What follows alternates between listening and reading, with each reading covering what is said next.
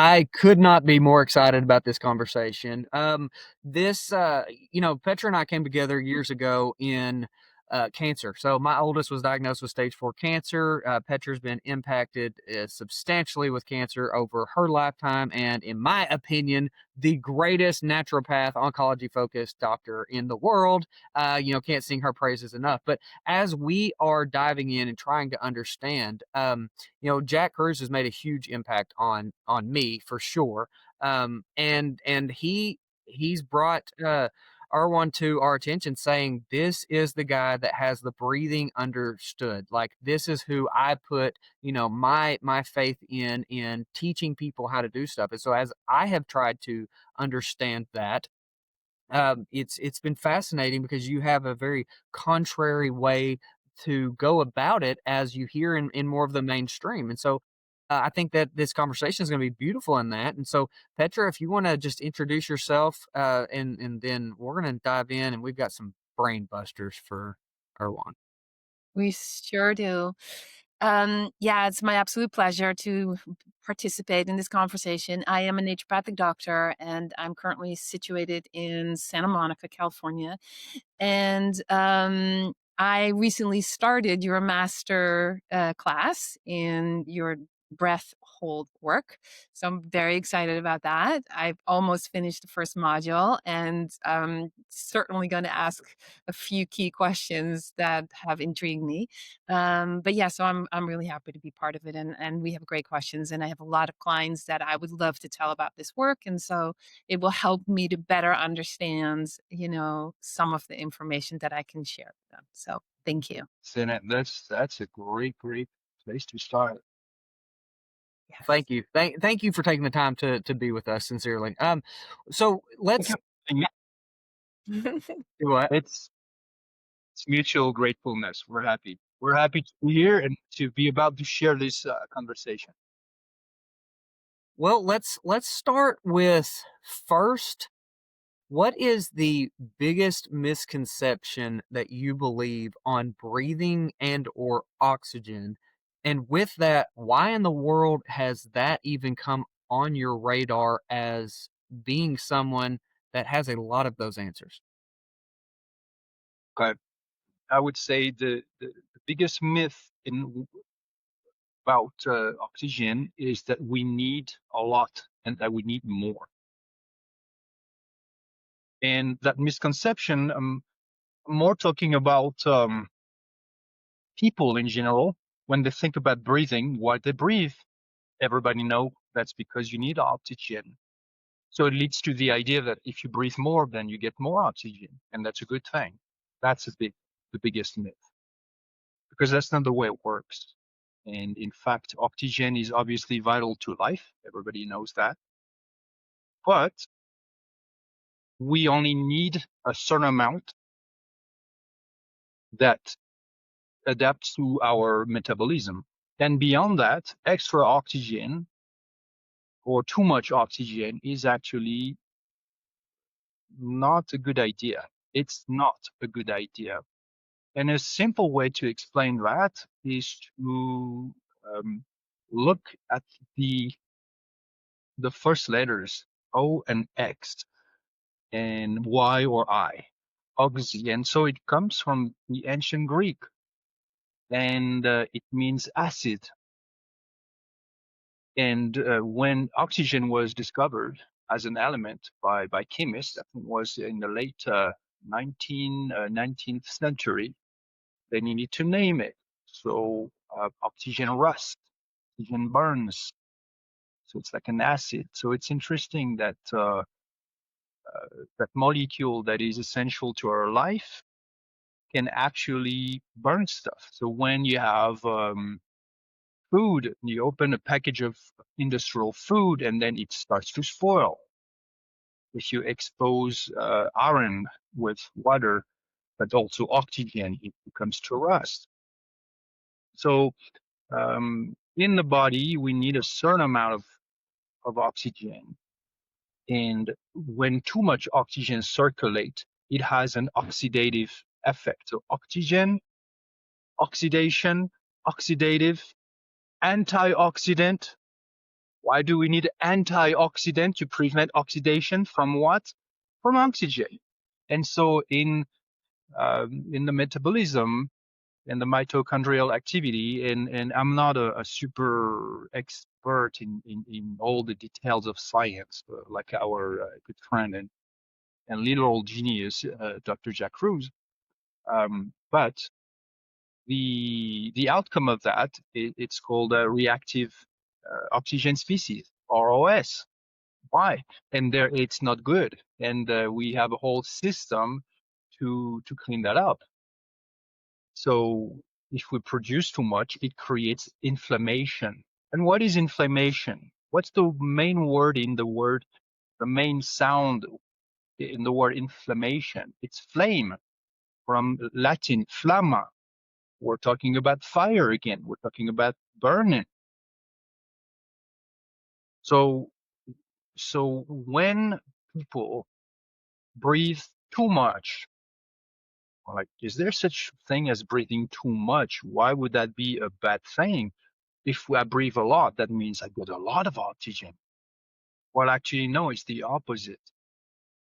It's the opposite. So it's a contradiction that for most people, including some people who are, let's say, educated, but they've never really paid attention to that specific topic. Why would too much oxygen be an issue? We have to differentiate between oxygen uptake and oxygen intake. It's just like a relatively good metaphor would be, if you eat a lot every day, you eat as much as you can, that's your intake of food. But at a cellular level, your metabolism, it's uptake. How much of those nutrients, how much of those minerals, of those proteins, etc., is your body actually going to extract from such a large amount of food? Only what it needs. Only what it needs. So it's your metabolism at a given moment in a given person is going to determine how much of that food is actually extracted, how much of the nutrients in the food are actually macronutrients, micronutrients, etc. And all the rest goes where? It's either expelled or it's stored. Oxygen is no different, except that oxygen cannot be stored. So it's naturally expelled. Now, you're like, okay, well, not a big deal. At least I know I have all the oxygen I need, and the rest goes back in the atmosphere. Not so fast. The problem is that all that oxygen that you take through a lot of inhales is going to circulate in your tissues, and that is creating an exposure, an environment that's called hyperoxia. People are always afraid of hypoxia or even hypoxemia, like a lower amount of oxygen in your bloodstream. Then hypoxia is a lower amount of oxygen in your tissues, lower than what is desirable, what is healthy and optimal. But hyperoxia is a higher level of oxygen in your tissues that than what is desirable. And the paradox here is that you can starve your cells from oxygen in the presence of too much oxygen in your cellular environment. That's the big contradiction. While so not only you are not going to get as much oxygen as you could and should, because not because there's too much oxygen, but because there's not even CO2. And I'm going to explain later what's the correlation between that. It's the Bohr effect. For those who know, I'm basically describing the Bohr effect. So not only you are not getting as much oxygen as you should, even though all the oxygen is around every cell that needs it, but on top of that, those cells are being damaged ultimately. There are alteration in the proteins and things like that, and all the tissues because of that exposure to oxygen. The body has to defend itself. The cells have to defend themselves from that constant exposure to too much oxygen in their environment. Yeah, Maybe we take a break. there's just so much here. I'm just kind of chomping at the bit. The reason that I am so excited about this conversation, what you just said, is because Jack says that cancer is an oxygen allergy. Okay. And so that is a very, very hard concept to try to wrap your mind around. But when you lay this out as essentially the bioavailability or the ability to utilize the oxygen within the system, the first thing that comes to mind is how we killed people in COVID when we put them on ventilators, because it wasn't the oxygen issue, just cramming more oxygen in there. It's essentially a charged state of iron, right? And that hemoglobinemia, where we were putting too much oxygen into the system, and that wasn't the problem. The same with CPAP, right? Like we are putting more oxygen than the body is needing for that. And then start thinking about how many times we see hyperbaric oxygen used in cancer. And if that is actually, what I tend to believe Jack when he says something, but if cancer is an oxygen allergy to me, that seems like a really bad idea to go in a hyperbaric chamber. So I wanted to lay out those three kind of examples and get your take. And Petra, if you want to follow up with that, have at it. But I think this is a really, really important expanding on those three. Yes. Please go ahead. Yeah. All right. Okay. So that is not a question, but it's um,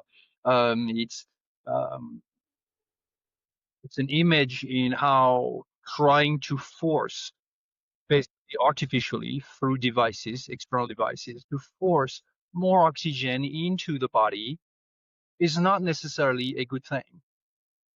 And that is true because, okay, you force oxygen to go inside the body, but does the body understand? Does the body knows what to do with all that oxygen? Is it ready to, it's just like a nitric oxide. Um, it's actually a neurotransmitter. Why would nitric oxide be a neurotransmitter? Why? Because when we talk about neurotransmitter, we talk about intelligence, basically. We talk about molecules that understand something that uh, they need to do in the body. They have some form of intelligence in relation to the brain. Why would that be paired with oxygen? Well, it's simple, in my opinion. And I'm not a scientist, and I'm not a doctor, and I'm not nothing. But how does the body knows where to send the oxygen, where it needs it the most? Because we assume that every cell needs oxygen all the time. Indeed, very few cells in the body do not need oxygen. Most of them get it by through the same system. Cartilage gets oxygen by proxy, if I may say. But otherwise, every cell needs oxygen. However, the need for oxygen can increase in some areas at some point, and for a certain duration, and in specific amounts. How does the body knows? How do the cells, or what do? They say, hey, hi, hey, here, come here, this way, please. Hear me, I need oxygen more than my neighbor. Like the liver is saying, hey, right now I don't know, like the kidneys don't need as much. I need oxygen. How does that work? Well, you need some intelligence there to move the oxygen where it's needed. I believe that's what nitric oxide does. Okay, but my point here is that there is an intelligence inside the body that knows what to do naturally. And if you do something forceful from the outside and you bring all that oxygen, when your metabolism has not requested more oxygen, because if it had, it would make you breathe differently. It would alter your ventilation. Say, hey, you know what? Need for oxygen is higher. I'm exercising now. I'm doing something. Breathe more. Increased gas exchange. There's a reason for that. But now you are basically doing what people do when they do hyperventilation. they're bringing a lot more of oxygen for no reason. They activate their sympathetic nervous system. So basically, they get all excited at the nervous system level. They understand why they're doing consciously. They're like, oh, that's a great exercise, beneficial for me. But your autonomic nervous system has no clue whatsoever what is all that agitation for, what is all that gas exchange for, and what to do with it. So yes, external devices to me, they might cause issues. And when Uncle Jack, my friend Jack says oxygen is a cancer. Cancer is an oxygen allergy. Interestingly, it is now more prevalent in the centralized medicine that lack of oxygen is an all-time cause of death, including cancer. So again, I'm bringing back the conversation to the paradox, which is so which one? So too much oxygen causes cancer, but not enough oxygen causes cancer. Yes, indeed, exactly. What does that mean? Balance. Balance is everything. We always in that biohacking world. It's always about optimization, optimize everything, optimize humans, optimize your HRV, optimize your this and whatnot, optimize everything. If you take that supplement, you'll optimize. If you do that protocol, you'll optimize. Very cool. Everybody wants to be optimized and to optimize parts of themselves. And they're starting with the biological processes. Excellent. Okay. Well, optimization is always a matter of balance, isn't it?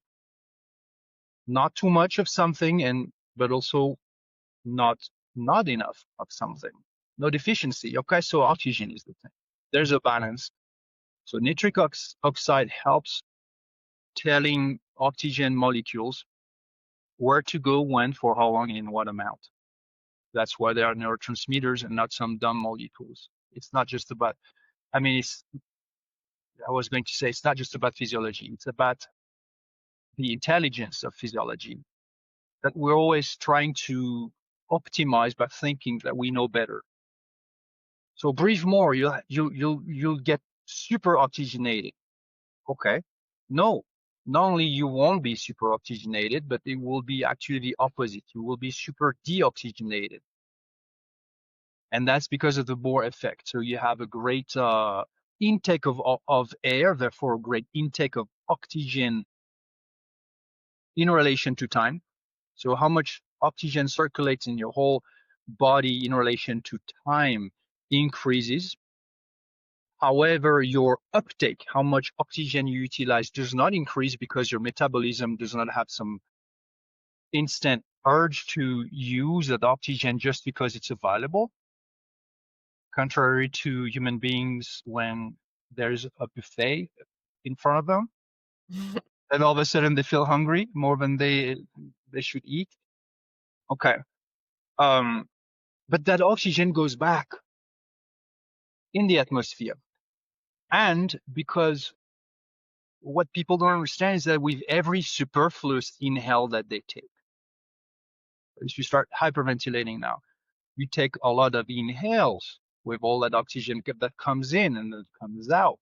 In your exhales, all that oxygen is in that exhale. But that's not all. With every exhale, there is CO2. There are carbonic elements.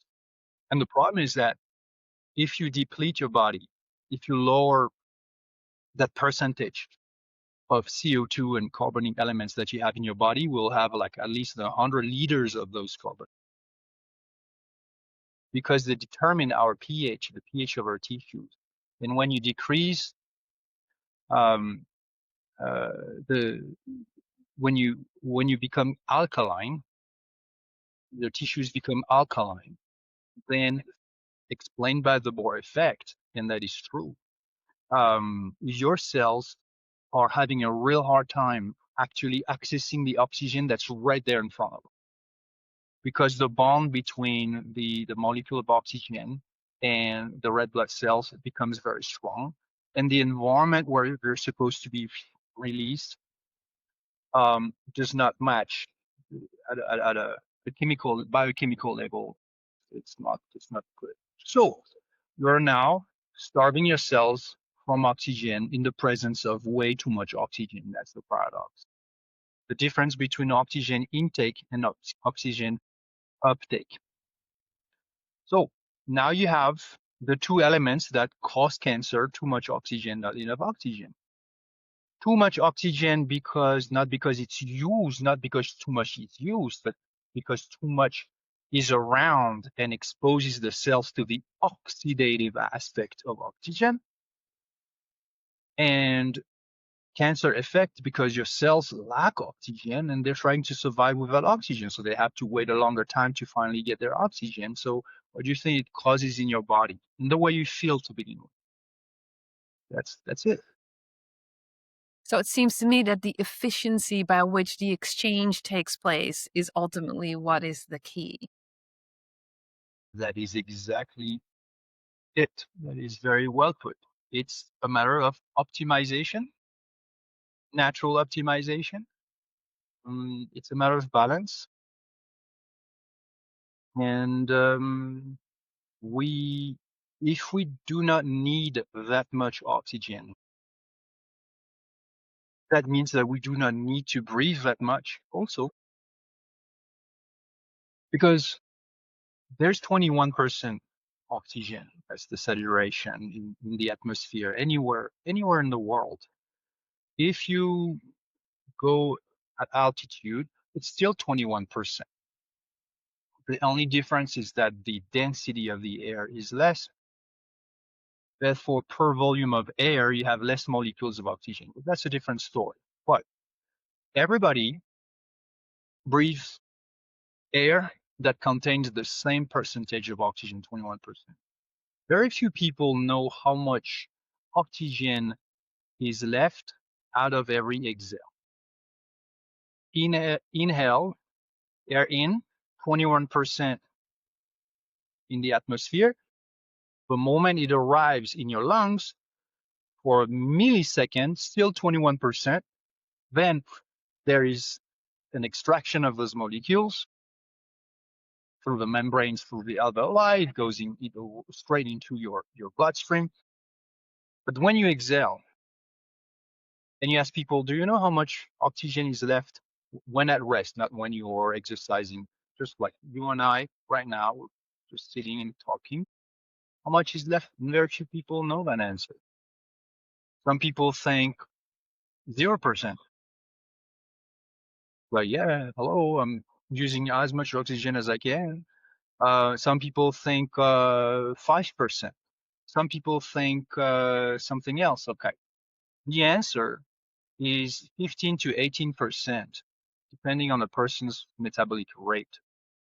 That means that we only use about, and those are rough numbers, 20% of the oxygen that we inhale. Okay. So that means that we could oxygenate our body optimally with less inhales in relation to time per time. So we could decrease our respiratory rate and still get all the oxygen we need and more. By the way, there's a reason why we breathe more oxygen than we can possibly use. That's for survival. What happens if there is any issue with our ventilation? We cannot breathe. Since we cannot store oxygen, hopefully there is some extra in the cellular environment, in the bloodstream, etc. But we're not dolphins, we're not whales, so we're not supposed to stay a long time with that ventilation. So yeah, it, that's the way it works. If we could, we still can greatly through practice optimize. If we use that word, optimize how efficiently we can oxygenate our body with less breaths, taking less breaths. And you'd be like, well, what's the advantage of that? Well, the advantage means that all your physiological processes that are directly linked to your cellular oxygenation, directly or indirectly, are going to improve. Don't you want that? That's number one. Means you will breathe with ease and you will feel always oxygenated, including your brain. Your brain will have ideal oxygenation all the time, no brain fog and things like that. That's number one. But number two, when you breathe less, as in slower, slower, less breath cycles per minute, less breath cycle in relation to time. What does that say about a person who breathes slowly? They are tranquil. Yeah. They are well rested. They are feeling good. What does that say when you see people who breathe fast? Maybe they're fighting an infection. They're ill. They're upset. They are tired. All kind of negative aspects of our physiology, our health, our emotional self, mental self. Because there's a correlation. There's even a correlation between your respiratory rate, how many breath cycles you take per minute, and your longevity. With everything we've talked about, it makes sense. And that's not only between human beings, but that's also across species. So not causation, but definitely a strong correlation. The species that breathe the fastest, think about like those little rodents that take 120 breath cycles per minute. What's their lifespan? 1 year, 2 years, something like that. Complete opposite of the spectrum, you have whales and tortoises. And their breathing rate is something like 4, 5 breath cycles per minute. And they live up to 300-400 years. Interesting.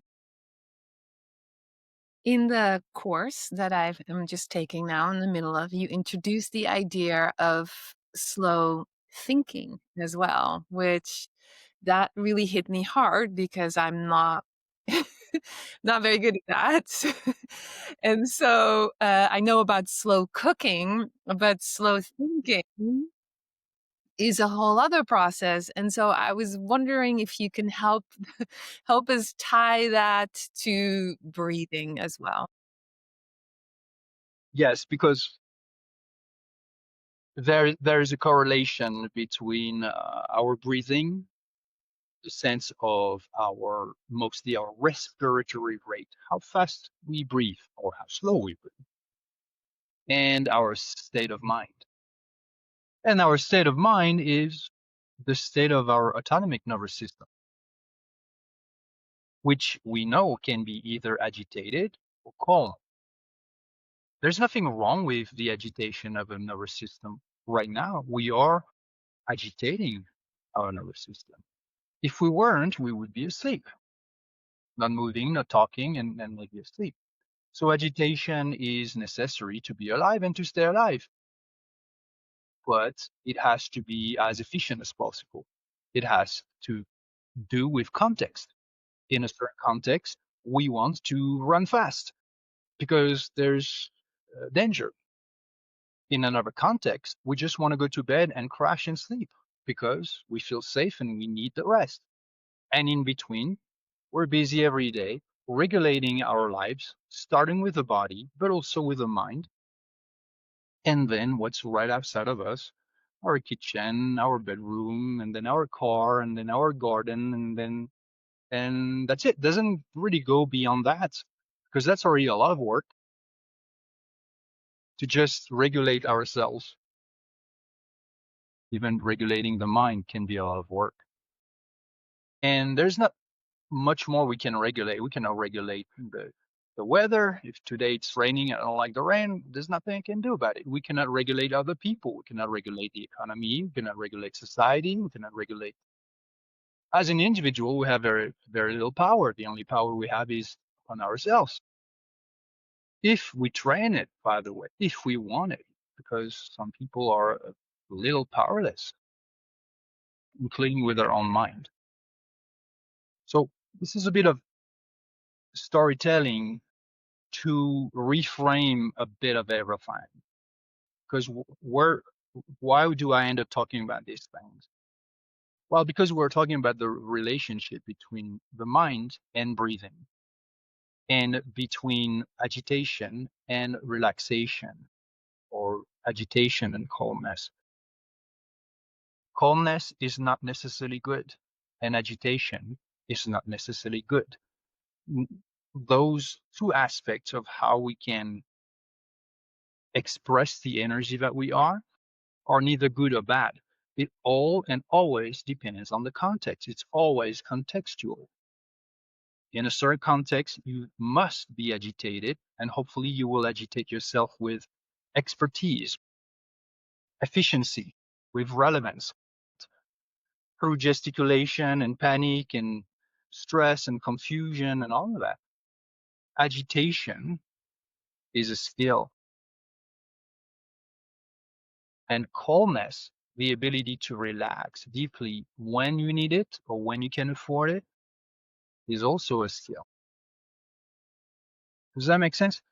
So some people are chronically agitated. We call that sympathetic dominance.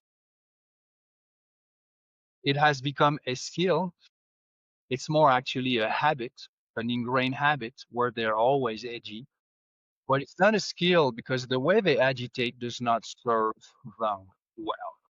It works against them. Whereas they could use the same amount of energy and turn it into gold by just being very clear, purposeful, organized, relevant, basically smart about the way they express their energy when they agitate their energy in body or in mind. And when you are very relaxed, well, that could be depression. It's a form of relaxation. You don't really express much energy, but it's chronic parasympathetic dominance.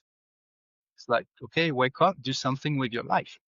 Alrighty. So those are the negative extremes, but you also have the positive extremes. You have the people who are always on it, always productive, always like really doing something great with their energy and living their best life, and others who are really always very quiet, very composed, and in a beautiful way.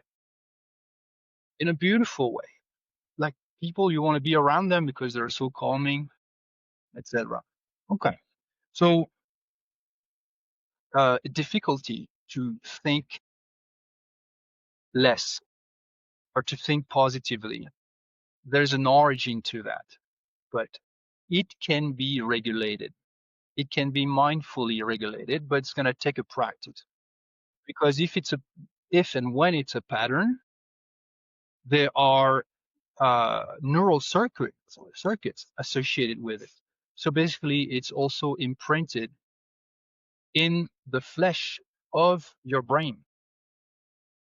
And the brain is the body. Sometimes I read, oh, then the body and the brain. What do you mean the body and the brain? The brain is in the body. The brain is part of the body. The brain is the body. Is actually probably the most important part of the body with the heart. So yeah, it can be regulated. So there is a strong correlation typically between people's respiratory rate and the, let's say, the thinking rate. Okay. So people tend to breathe faster, think faster.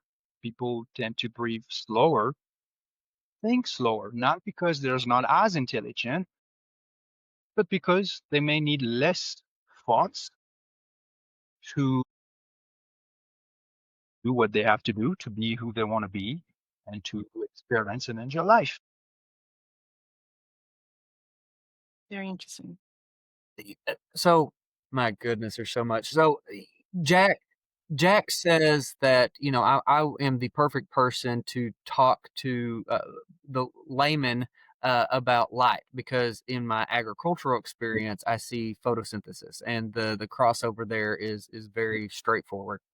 So what what I see that parallel with you is that you went straight for the needle movers in movement. Seems to be kind of first where you went, these natural movements, how that affects the body.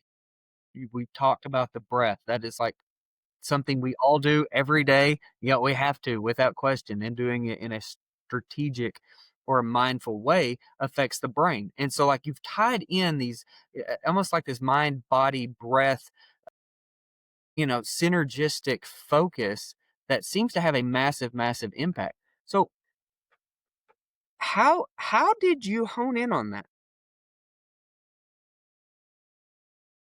Intuition. Intuition. Um, you don't necessarily need science to know what's good for you. You just observe and you feel. So I realized I realized means consciously, I start to what I was feeling, how movement made me feel, or how sunlight made me feel, how certain type of food made me feel. Is there started to become conscious when I was a teenager. And then I observed the world around me. And when I say the world, I'm not talking about whatever the economy of China or no, I'm talking about grown-ups. Because when you're at that stage in your life, they ask you also, what do you want to do when you're big? What do you want to do? Going to school and all. But also just because you're wondering who you are and what is that whole thing called life about. So you start to observe their behaviors. And what I was wondering always was why people, why do they lack vitality? Why is it don't want to move like I want to move all the time? All they do is sit, and then they say, "Oh, let's go on a walk." And all they do is walk, which is, by the way, great already. But that's all they do. They don't jump and move on all fours and balance and hang and all. And I was always wondering why. Something is missing. It's boring.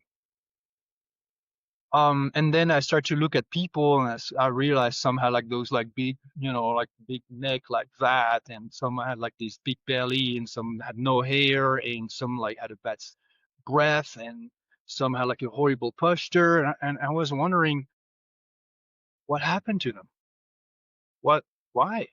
And then all you hear is that, oh well, it's age, new age, and I never bought into it. My intuition told me no, no, never want.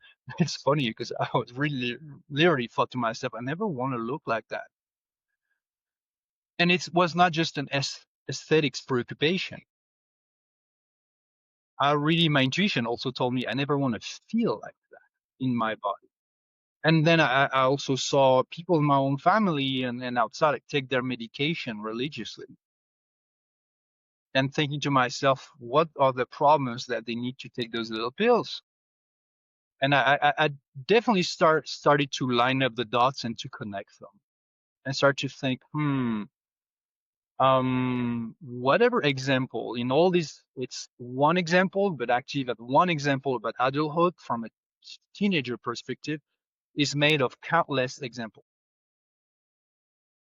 And I thought to myself, no, not for me.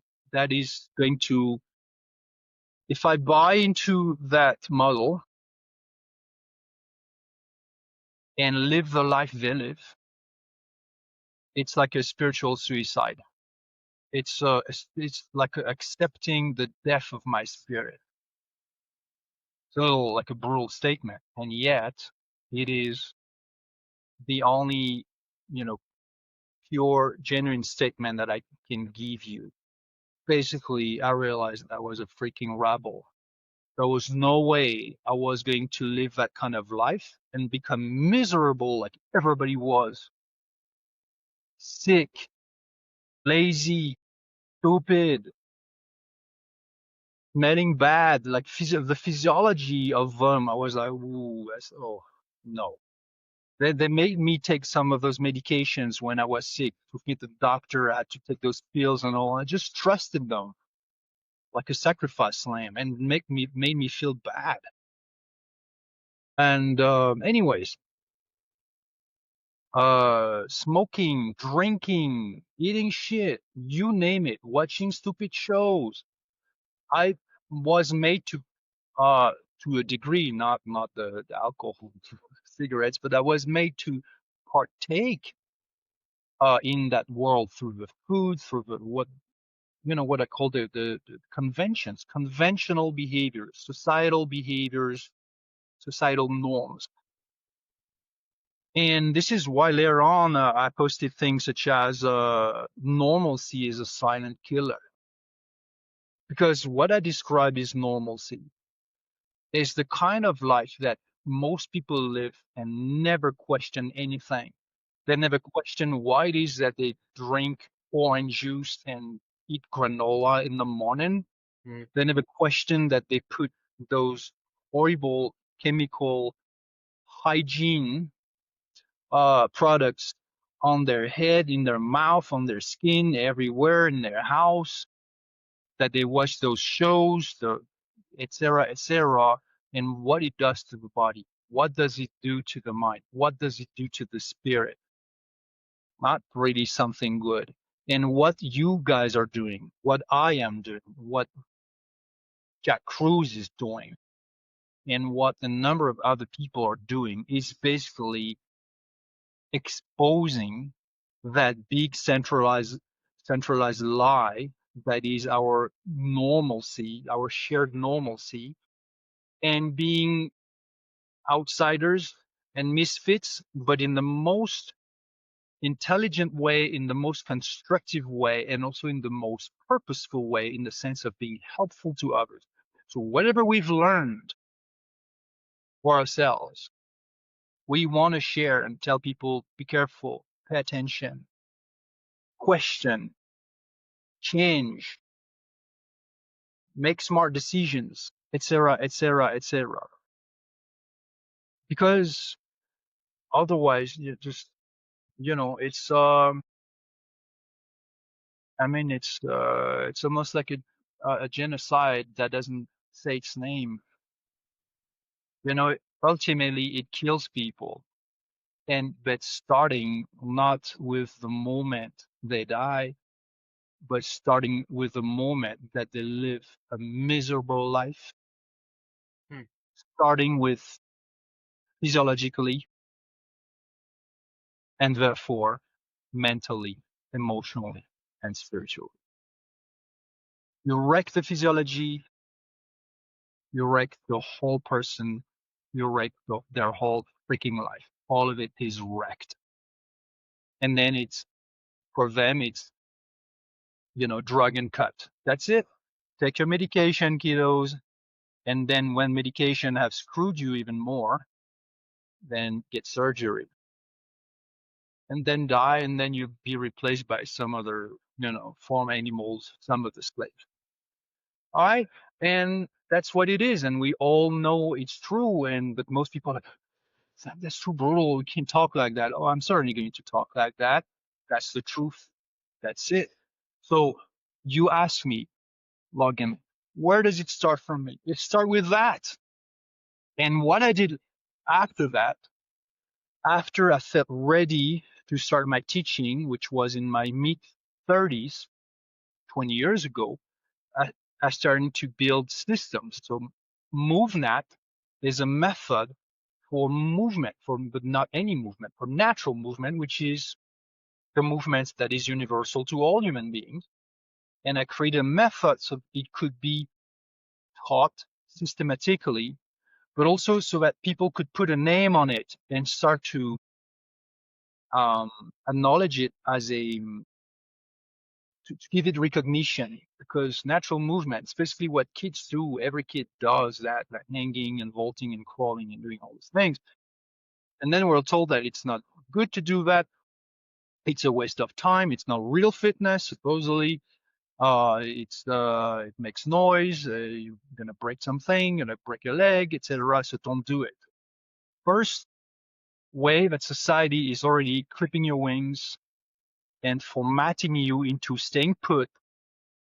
So you don't need to be placed in a container, even though you go to school, you go to work, you go in the car, it's all container from container to container to container.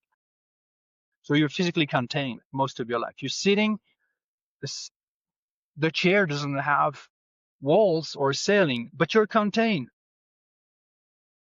You are contained. So what we learn when we learn to not move is we learn to physically self-contain. What does that do to our body? What does that do to our psyche? What does that do to our emotional self? What does that do to our spirit? Ask yourself. First form of freedom, freedom of movement. Okay? Alrighty, so I created a system to liberate people and to empower them. Because you go to the gym, you're back to the factory. You sit to exercise. There are walls and ceiling and artificial light. Everything is made of plastic, and you have like fragrances and like chemicals, and then you isolate body parts, and the machine dictates how you move. It's not natural. It's anti-natural. So we could say, yeah, better than doing nothing. Yes, better than doing nothing, but not as good as moving the way your body is designed to move. That's natural movement. So the first method I created was, and still is, MovNat, moving naturally, moving in nature. Because it's not just enough to move naturally. It's not just enough to do the movements that your body is designed to do. Ideally, and whenever possible, you want to do that outside. That's why my first videos that I released was me moving in nature, climbing, jumping, doing all of that, almost naked and barefoot. Now you have sunlight exposure and you have grounding and you have natural movement. This is our original behavior in our original environment, which is what nature. And be that is the most powerful combination. Okay? So if on top of that, then you add circadian rhythms and you add, healthy food, seasonal, all of these things, you can be part of this society, which we know is very unhealthy in so many ways, but in a constructive way while maintaining your physical sanity, mental sanity, and spiritual sanity. So when people have psychological issues, first thing we should look at is, okay, what's your physiology like? Take that out of the way. Means restore behaviors and environments as much as possible that are going to reset your physiology back to the true normal, not the centralized conventional normal, the true normal of nature, the true normal of evolution. Start with that. Now let's see what's left of your psychological issue. Probably most of that is gone and you feel the best you've ever felt. And if there are lingering issues in your mind, your emotional self, then we can look maybe into your past and trauma, and because those things are real too. Or maybe you don't even have any connection with something higher than you, above you. That could be also a real spiritual issue. To think that you're just alone in your cranium with no access and no relationship with anything beyond you, except when you talk to people. There's a source of it all to be considered, but I digress. Okay, so physiology, number one. And then with Breathwork, which is my most recent method, so I built another system that is a perfect fusion of physiology and the mind. And ultimately, the mind is the spirit, and spirit means spirit, spirituality, soul, the so-called intangible side of who we are, which is actually the most tangible side of who we are, our inner life.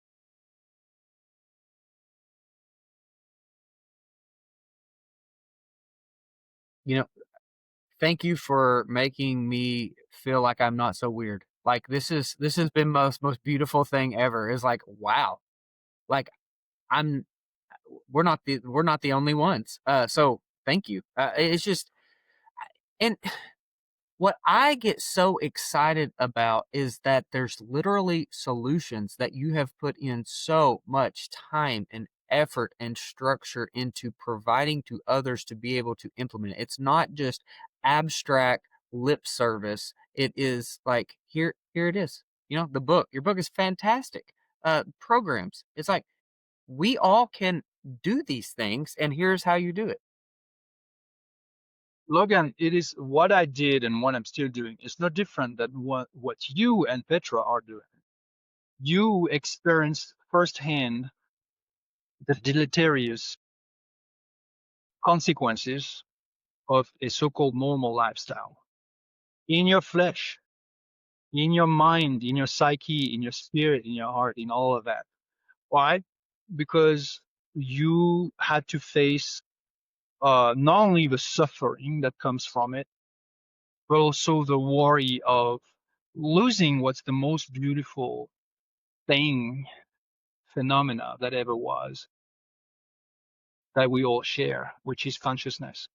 Basically, the perspective of death, or the perspective of losing a loved one, which is, because it has happened to me and more than once, which is a death. And what you have learned, what you were forced to learn, made you make changes that made a difference very quickly and saved you, or save the people around you. And now your mission is to share that with other people. Because how could you just keep it to yourselves? It's a secret too big to be contained. Because you just look around and you see people suffering with the same issues that you've suffered from, or with other issues, not the same, but the causes are the same. The causes are exactly the same, variety of symptoms, same cause. And that cause has multiple causes within it. So we have the food, of course. People always think is number one. Well, most importantly, you have sunlight, circadian rhythm, breathing, sounding. Yep. All that has to do with what? Nature. Nature. Okay, we are made of that nature 100%. 100%. There's nothing in ourselves that's not made of nature except microplastic and stuff like that. But you see the point. That nature that we are must align with the nature that it is made of, and to keep absorbing those energies from it. The light, the ground, it's all energy, vibration, waves, all of that. And then there's the way, because what I talked about first is basically exposure to sources of energy. And we've been led to believe that food is the only source of energy. No, obviously not. So vital sources of life, of energy from outside of us. But then we need to educate ourselves and train ourselves to understand how do we expose ourselves to that comes from within, which And are that, our own perceptions and behaviors and the way we think and the way we feel and the way we believe about that whole reality. That is also, and that's the spiritual side of it all. So we are that fusion of biology and soul. And we need to create a fusion of that and understanding and the practice of that balances everything and that elevates everything. And what is everything? What is everything? Everything is what we call life, our life, what we call our life, which is what? The perception of how good we feel, how satisfied we are, how safe we are, all of that. This is what we all want to elevate. This is what we all want to feel good about. We want, human nature is very simple. Those are the two desirable states or feelings. One is trust. we want to feel trust. Trust is the opposite of fear. Trust is the opposite of anxiety, of concern, of preoccupation. We can name it in how many ways we want. It's all on the spectrum of fear. And the opposite of that is trust. To feel that all is good.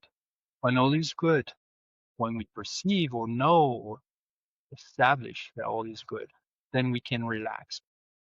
And two is satisfaction. And what's the opposite of satisfaction? Is frustration. So it doesn't matter how much science we know, and God knows human science is basically what we understand of God's science at the moment. And it's beautiful.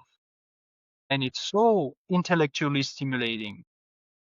And it can uh, make us change our minds about some of the things we do or don't do and make things better. Yes, no doubt about it.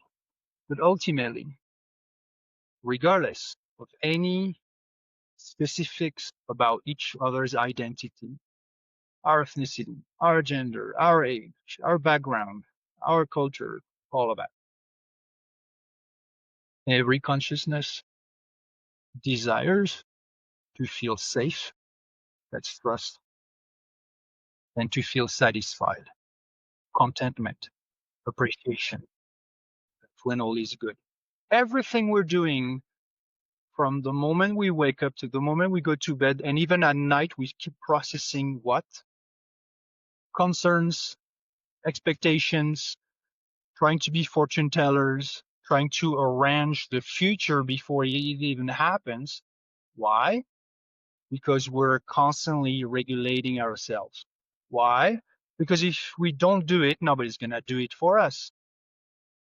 And what happens if it's not done, or if it's not done proper and intelligently and continuously and efficiently?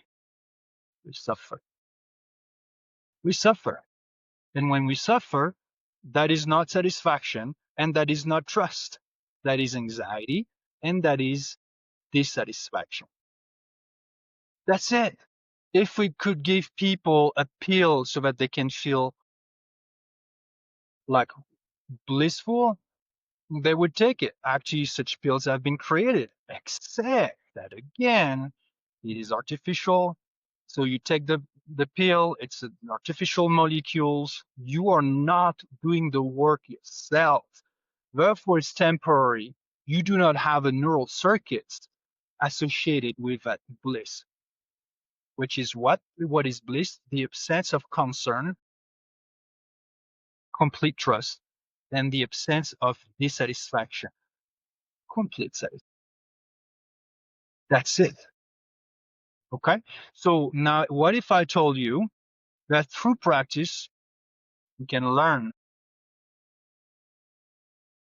not to diminish your anxiety by trying to diminish your anxiety, but you can learn to increase your ability to trust by practicing that as a skill. And same with contentment. And this is what I teach through breathwork.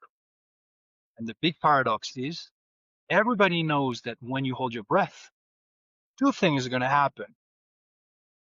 You fear, you're scared, you're like, and then you have a form of inner neurophysiological suffering, basically. So you're disgruntled, you're unhappy, and you want it to stop. When you hold your breath mindfully and you have strategies and techniques to know how to handle that, you give yourself, you create the opportunity to work on those skills. Means I'm trusting because it's like a suffering. It's mild, temporary, and on top of that, healthy suffering when you hold your breath. And you can stop anytime you want, and you can decide how long you hold your breath for. It can be just 10 seconds, and that's enough. It depends. But you alarm your body. So you tap into physiology right away. You alarm your body, you trigger your physiology to be like, whoa, whoa, whoa, what is this? I don't want this. I need to regulate this right away. And remember, what we do every day, all the time, 24/7, as long as we breathe, is regulation. Why? Because we want to feel safe and we want to feel content. Okay. So now we try to regulate everything outside of us, our finances, how clean the house is, how functional it is, the whatever car we drive, all these things, food we eat, and all. But we spend very little time regulating ourselves and treating it as a skill.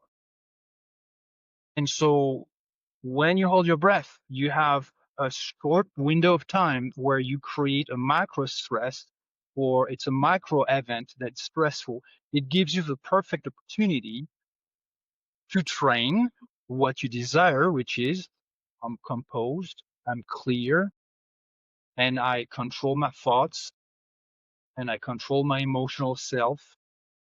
And when you repeat that and repeat that, repeat that, what do you think happens in the brain, in the flesh of your brain? You have neural circuits for trust, neural circuits for willpower, neural circuits for contentment. We have neural circuits for every single emotion that we can ever experience. And those are the most desirable are going to get to actually get reinforced. So our ability to trust even when we have problems and to down regulate, soothe our nervous system, and to become um, more patient, more self-compassionate, more loving, all of that, those circuits are going to go up. Those Love it. circuits are going to become I know stronger. Petra's about to And have then, to jump off here at the end. I know she wants to get another question in or say something. She's got a hard out here in about 3 minutes. So what Well, you yeah, I would love for you if you, and I can be a few minutes late, but I would love for you, as we in our community always talk about nature and how we are looking to use nature to bring back, coherence through all of the subtle processes. And I'm wondering if you can expand a little bit upon your personal insights in returning coherence to the body by your breath meditation, by your breath holding work that you do. yeah, so understanding that we are very mental and very emotional beings, we are, even when we try to look like we're not.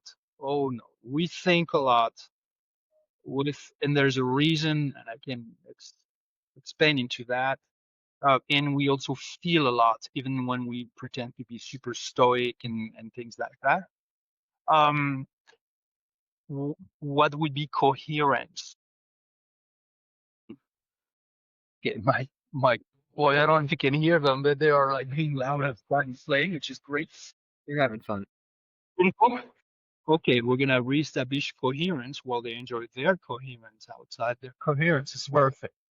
So I would, you know, I could, let's say, pretend to know what is your explanation or definition of coherence. What do you call coherence? I think flow within an organism that has no um, obstacles or U-turns to make, to be in sync, to feel.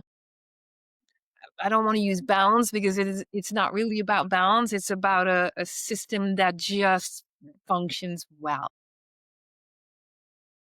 So you're talking about Yeah, totally. Yeah. how do we feel good when we don't feel good? That is the question. Feeling good or not feeling good, that is the question. It's very existential, except it's not necessarily, actually, it's not at all based on grand insights or grand truths. And let me tell you why. You could read 2,000 self-help books, put them back on the shelves, and you're still the same person. the intellectual insights you got about regulating your mind and your heart and, being more better with other people, understanding yourself better, all that. It's all good, but all they are insights. They just hit your prefrontal cortex. It's intellectually informing and stimulating, just like science.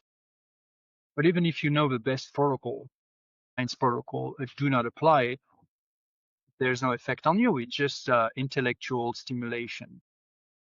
What you want, what everybody wants, is the experience. And once you experience the experience, words are superfluous. Okay.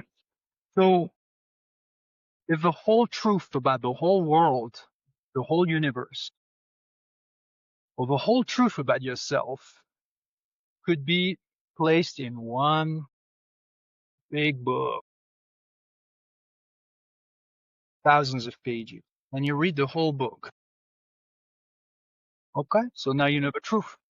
If we could synthesize the whole book into 3 pages, better yet, one page, 10 lines, encapsulate the whole truth about the universe. You read it, and what happens next? Ah, light from above, epiphany, nirvana, you're freed from illusion, you're fully enlightened, and now you can live perfect life where you constantly feel good. Perfect life. Not gonna happen. It's not gonna happen. Okay? So I'm not saying that spiritual epiphanies do not happen to people and can radically change your life. That's not what I'm saying. Obviously. But even when that happens, work is still needed. Practice, whatever we want to call it.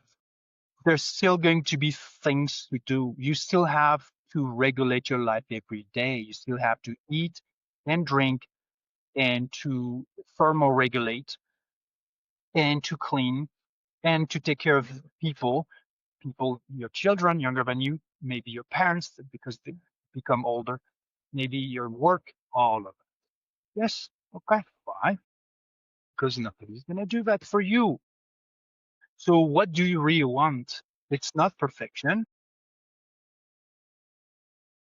but it is well-being nonetheless, overall. Overall, higher enjoyment, higher, so less friction, more flow, less suffering, enjoyment. Alrighty. If you have everything outside of yourself sorted out, you have the perfect meal plans, you have your circadian rhythms taken care of, sunlight exposure, maybe grounding, maybe movement, maybe EMF, your macro, etc., etc. Everything, you're like, whoa, I didn't leave any stone unturned. None of them. And yet you're like, wait a minute, I'm still not feeling so great. Why? I guarantee you that's because overall, during your day, you experience levels of anxiety, which is a mild form of fear. Any fear is a fear. And you still experience dissatisfaction. That's it. So the question is, can you keep trying to alter the outside of you to decrease your anxiety and to decrease your lack of satisfaction, so to increase your trust and to increase your satisfaction so that you feel that feeling good thing that you want is there, not as something that is something outside of you, but that's something that's your experience in the moment. What you want is the experience, number one, not the words, not the abstract, not the explanation, not the science. That's not what you want ultimately. What you want is the experience. And the experience is a feeling. What if I told you that you can experience the feelings that you want regardless of what's outside of you?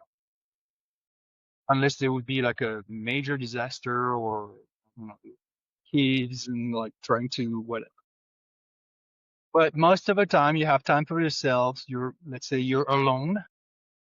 And by the way, most of the time we're either alone or we are actually alone in our mind. So whatever happens in our mind is on us.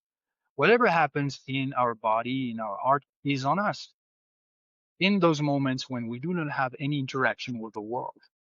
So the question is, what is your ability to establish that bliss, that trust, and that satisfaction, no matter what? And it's possible because, okay, let's do something practical, concrete, together right now. How satisfied are you right now? Maybe if you think about it, you'd be like, yeah, no, because I have that problem, I have that other problem, that person is a problem, that business is a problem, and that thing is a problem. Okay. So as long as you focus on those problems, that they're real or not, the thing is that, have you ever noticed that when you forget about your problems, they're not real anymore? In the sense that they're not on your mind, therefore they're not there. Therefore, you're not experiencing them. This is why people want to get numbed. They want to watch a show. They want something hilarious, a good joke, a good meme, a good show, a good book. Why? They want to be free of concern. Okay. So how much satisfaction can we have in a day? We forget everything that we already are satisfied with. We drink coffee like like that, but we don't go to. It feels so good. I It's do do that. good. And that's the first cup of coffee, and I've been waiting.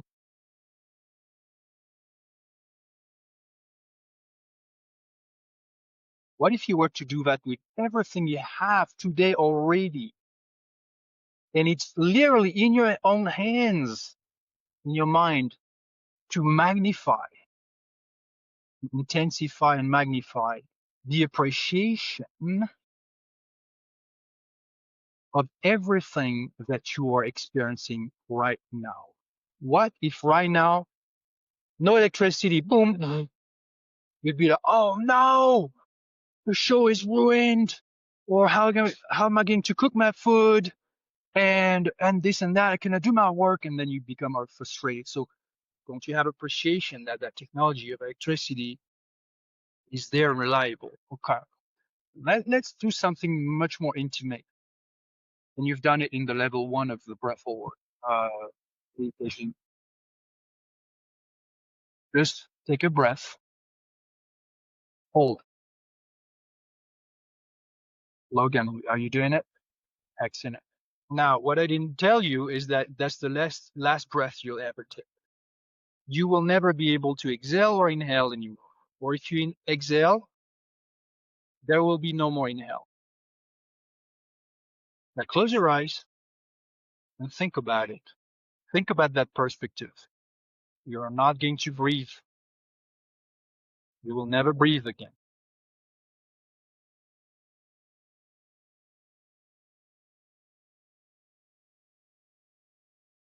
Yeah, so now I'm sure you are breathing again or want to breathe. Yes. Definitely want to talk to it. Breathe, breathe, pay attention, pay attention.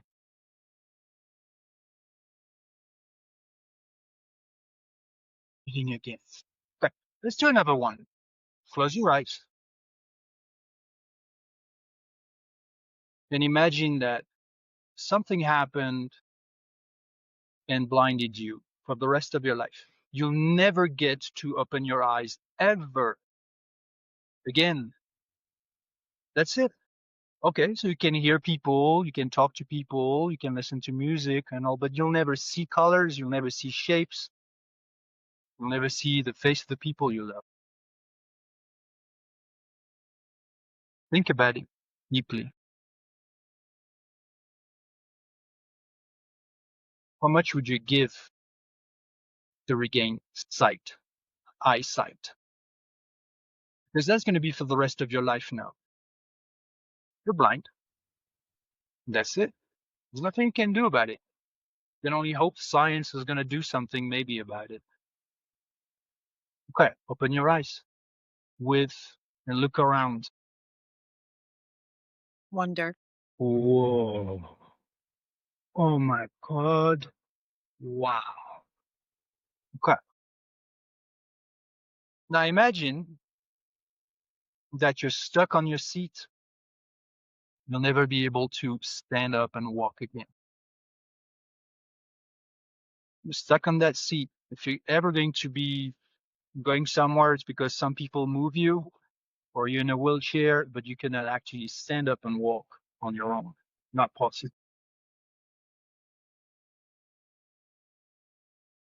Okay. There are countless like that. Let's imagine something's going to happen and for 3 nights you won't be able to sleep. Imagine something happens, you go to your fridge and to your shelves, all the food is gone and you're not going to eat for a whole week. I imagine you need to go somewhere in a moment. Let's say you have a car. You step outside, your car is gone. Or you start driving 100 yards, boom, it breaks down. You're not going to have it for 2 weeks until it's repaired. Okay? We live extremely convenient lives that are safe in so many ways and satisfactory and satisfying in so many ways. And we forget why? Because we have an ingrained tendency of looking at whatever is missing, whatever is wrong, whatever is not enough. And when we do that, we basically bring up problems and we forget about everything that is all right. Everything is all right. So we do the opposite. We don't forget the problems. We forget the solutions. We forget what we already have. And it's a habit. Imagine you do that all day. How much satisfaction do you get in a day? And how much frustration you get in a day? Okay, satisfaction like this. Why? Not because it's missing in the sense of um, not being there. What's missing is you not acknowledging it, you not appreciating it, you not intensifying that satisfaction and magnifying, saying, thank you, thank you, thank you. You get food, you get your meal, thank you. You breathe, thank you. Remember, you can see, you're healthy, you can walk, you can have ideas, you can do so many things. Thank you. And what if you were dead? Oh, I'm alive, I'm in the game. Thank you. Every moment is magical. And that is the truth. That's all it is. Yeah, so For powerful. Thank you. satisfaction. Make satisfaction that big and dissatisfaction that big. Okay? Otherwise, you're like literally, let's say you're a believer, and every time you're like, yeah, but this and that, you're like literally saying, you know what, God could do better. You know, Mm. this is not enough. Mm. Okay. So I just want to finish with something important. It is all right to seek improvement, to want better or more. That is all right. That's a very beautiful, healthy drive. All I'm pointing out is when you forget everything that you already have, which means that you can already experience and that you have already experienced in the past, then that you can reasonably believe you will keep experiencing for the rest of a long life, hopefully a long life, then, and that's and you always sorted everything out and you always survived everything. Okay? Why not enjoy them?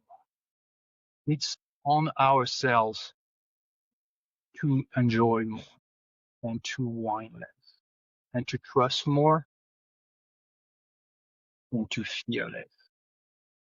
That's it. That's the practice. That's it. Beautiful. The most important form of regulation than one could ever do, because you have a sun and circadian rhythm and all that, and there's so much science about it, and it's beautiful, and it needs to be taken care of so we can feel good in our bodies. But the mind and the heart and the spirit and the soul, they need regulation too. They need regulation. We need regulation. And nobody is going to do that form of regulation for you. You do it. Do you know how to do it? That's the question. And are you doing it? Yeah. Thank you. I think that was like the biggest mind blow gut punch combo I've ever had, which is beautiful. So thank you. I want to go out and hug my mom and my kids right now and just be grateful. So thank you. Thank you. Beautiful. Thank you, Erwan. Very helpful. Appreciate the time, Petra. If you have anything else as we wrap up, it's Perfect. incredible. Just thank you. If you wanted specifics about breathing, so what is going to physiologically help you alter positively or regulate your mind, your psyche, through the nervous system, but also through just your spirit, is to slow down your breath, to learn to breathe slowly. Because when you do that and you do that mindfully, then when you tell yourself to breathe slowly, who makes that decision and who enforces that action? It is the mind. So the mind is the one that makes the decision to override the autonomic nervous system, which normally would make you breathe the way you always breathe 24/7 without a thought, and to say, slow down. When the mind that says slow down to your breathing, say slow down to your breathing, it says slow down to itself. The order, the focus, the intention, and therefore the outcome is to slow. Who has developed the skill of relaxation? Most people are upset easily, but the ability to become calm, fast, and deep whenever needed, that is what people are struggling with. Was it playing with their nerves? And I told them, no, you can't do that. All right, be the daddy here. All right, so that is very important. Also, the CO2 tolerance theory. It's a theory. It's a myth that I will blast in the book that I'm writing. Because CO2 is only part of it. Of what makes you breathe slow or fast. It's actually the reason why we breathe at a certain rate is in fact habit. That's it. It's just what it is. It's a habit. It's a habit ingrained in our respiratory center. It's called the respiratory rhythm. Everybody has one, and it can be recalibrated through techniques, through practice, to reflexively slower. So this is what I teach. And when you learn to breathe slower, then your autonomic nervous system is calmer, and that gives you more clarity, more composure. You're less emotional. Not that we don't want to be emotional. Being emotional is being alive. So we want to be emotional in a way that's not overwhelming. Thank you. I will finish the course and maybe I can get Logan to do it. And then we can put our heads back together one day and talk about all the benefits we're experiencing. It was Absolutely. really special to me. I appreciate it a lot. Thank you guys. Thank you, Thank you Petra. so much. We'll Well, definitely. All right, I'm gonna end the recording. It's